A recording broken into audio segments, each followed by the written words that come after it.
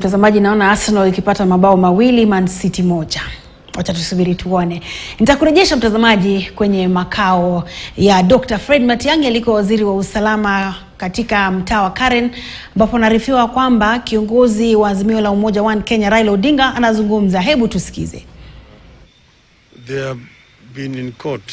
At first they went to Kiambu, supposed to get an order, which they did not get. Then they came to the court here in Nairobi, and I'm told they did not get orders. The lawyer here, Danton Omari, was there in court, and I'm told the media was also present when they were denied an order, and the matter is supposed to be heard on the 7th of next month. But then here they're pretending to say that they have an order. We don't know where they got that other order. And why they hurry, why they should come in spite of the fact that they did not get an order from the courts. But most importantly is that these police are operating very much like in the Nyayo times. They say that the more the things change, the more they remain the same. We are seeing actually an invention of Nyayo era here. Police acting with impunity, and actually it's been supported by the Directorate of Public Prosecution. I think that the DPP should be waiting for the police to carry out investigations and then take evidence to the DPP, which then he should examine and see if this merits prosecution. But in a situation where the office of DPP is working again with the police in doing investigations, is actually untenable. But what we want to say is that we are actually going back to a police state as a country. I don't think that Fred Matiang'i need to be treated as a criminal in this country. Remember, they said that, they are investigating, I don't know, a case of land in Baraka, but they are not reached a stage where they required Matiang'i to record a statement. That's what they said the other time. What is the urgency over this issue? Why should somebody who has been in charge of internal security in a country just up 6 months ago be seen as a very big criminal who should be prosecuted? This is actually persecution. But to add insult to injury, on another matter, just today, you've also seen a case where police again are being used to try to interfere with a political party.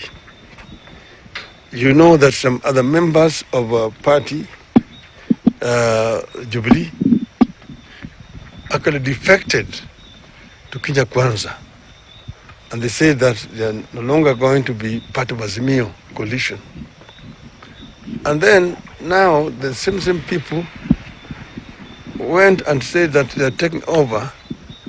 They sent letters to registrar of political parties. The registrar of political parties just said that according to her the meeting was properly convened.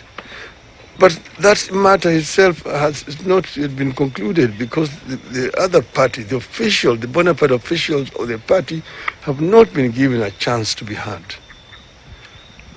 But today the police officers went with these people and invaded the headquarters of Jubilee party and they took over the offices there.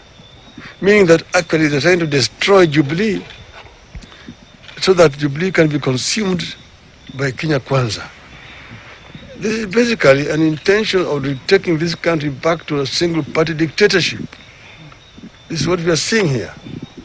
That they want to undermine the opposition, kill the opposition, so that they create one monolith, Mama na Baba.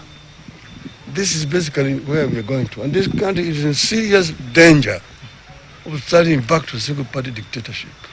Thank you very much. Have you been able to talk to Fred Matiang'i, and is he safe? I've not talked with Fred. I'm going to try to reach him later on after this. I'm going to try to reach him after this, but I want him to actually stand strong. We've seen these things before. We've traveled this road before. Ultimately, the will of the people of Kenya will prevail. Where we are going through some very uncharted waters, very dangerous situation in this country. But I'm saying that Kenyans must stand firm against intimidation and blackmail by those who are in office, in power. The people's power must prevail at this moment in time. But this country also needs a prayer. They have been praying supposedly for the economic situation in the country, peace and so on. We need more prayers. And we are going to convene as Azimio a prayer meeting sometimes next week. We are going to convene a prayer meeting in Jibanji Gardens next week. And we are going to talk about that tomorrow.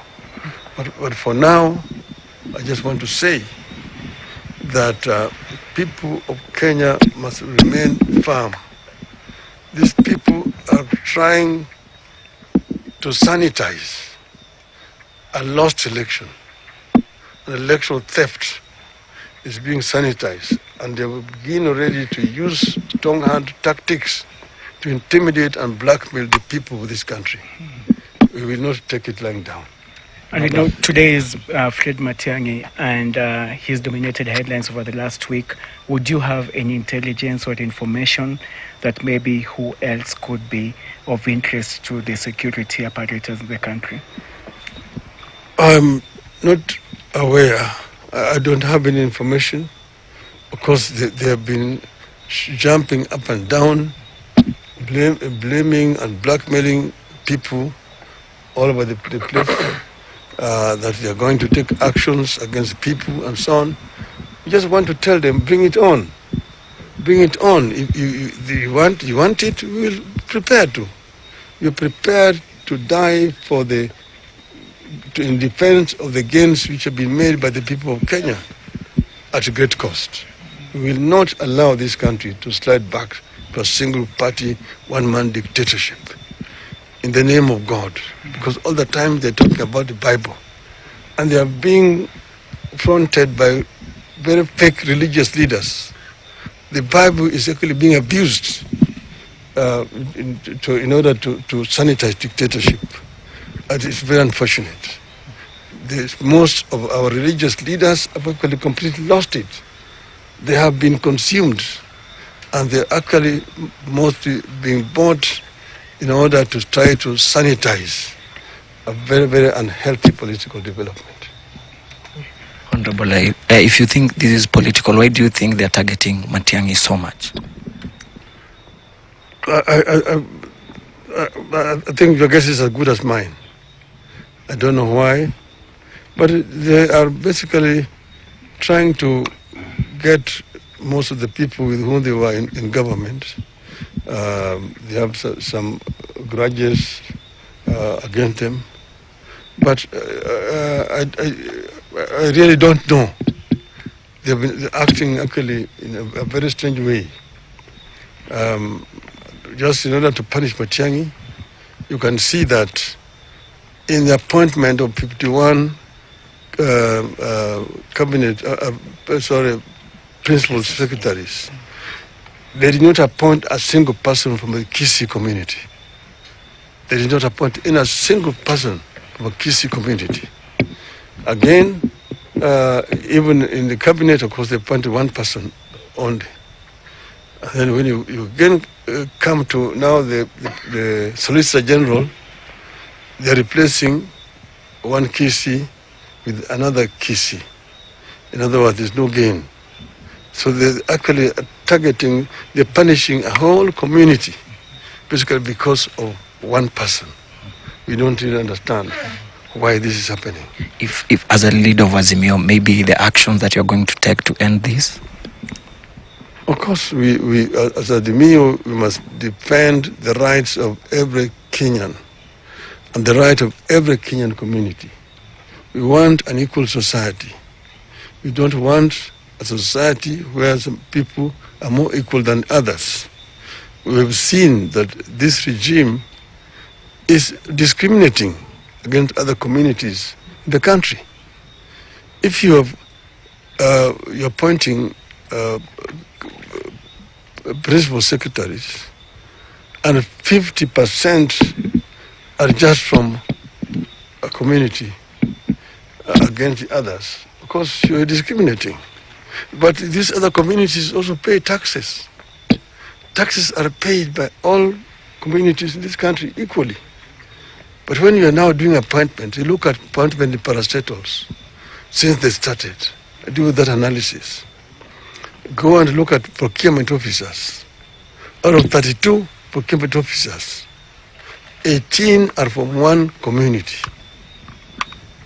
The other 4 communities share the remaining 14. The rest of the country do not have a single one. So 32 procurement officers are shared by 5 communities, but one community alone has got 18 officers. This is what we're being told. Kenya Kwanza is looking at everybody equally. We want to ensure that the country is united and so on. There's a big disconnect between rhetorics and the reality of from this government. You have accessed Dr. Fred Matiang'i's home. What have you assessed in your access to his home? It is a very unfortunate situation, a very sorry state of affairs here.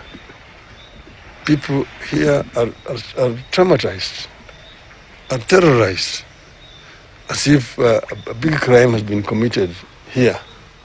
So Matiang'i is now being treated as a criminal, a wanted criminal, but without any reason being given for doing this. When we came here last time, they denied that even they intended to come here. Now they even now threatened, they said they want footage and so on. But now again they're coming back to harass. Just a few days later, what is it that Matiang'i has done? If you have evidence, you want to prosecute Matiang'i, go to court. Come up with your evidence. But you're trying to manufacture evidence so that you can find somebody guilty. This is something that is really unacceptable. And this is something that our people should not allow to continue. It's harassment of an individual who has given service to this country. I don't understand why this is happening. We want as Azimio to be allowed to operate as a political outfit without interference. But there's a lot of interference of Azimio. Members of parliament are being looked for the left, right, and center, taken to State House, given bribes so that they can defect to the other side. Each one who goes to State House is given 5 million shillings, supposedly for development. All the times, we are going to State House so that we can get development for our people. There is no development in State House. Budget is prepared by Parliament. Right now, Parliament is in the process of preparing supplementary budget remaining for this financial year. But these people are so hell-bent in trying to destroy any opposition in the country. Na mtazamaji, ni Raila Odinga ambaye ni kiongozi wa Azimio One Kenya Alliance akiwa katika makao ama nyumbani kwa aliyekuwa waziri wa usalama Fred Matiang'i akikashifu